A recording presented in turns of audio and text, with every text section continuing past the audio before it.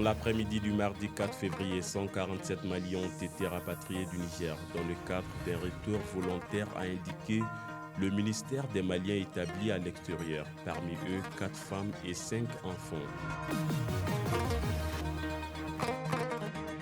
En conseil des ministres du mercredi 5 février, le gouvernement de transition a adopté plusieurs projets d'ordonnance visant à renforcer les finances publiques et à soutenir le développement des infrastructures de base. Il s'agit entre autres de l'augmentation de la taxe sur l'accès au réseau des télécommunications ouverte au public qui passe de 5 à 7%. Dans le but de renforcer la coopération sécuritaire entre le Mali et le Sénégal, une rencontre de haut niveau s'est tenue durant 2 jours à Bamako.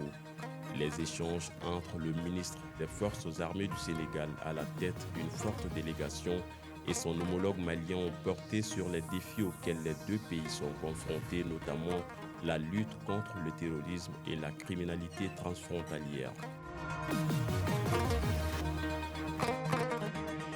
Le Mali, le Burkina Faso et le Niger ont signé le mardi 4 février en marge du festival sur le Niger dans la ville de Ségou un mémorandum d'entente sur la politique culturelle commune de leur espace.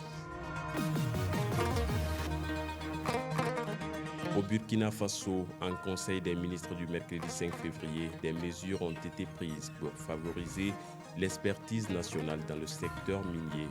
Le premier décret fixe les conditions et mécanismes de mise en œuvre de la sous-traitance et la fourniture des biens ou services liés aux activités minières.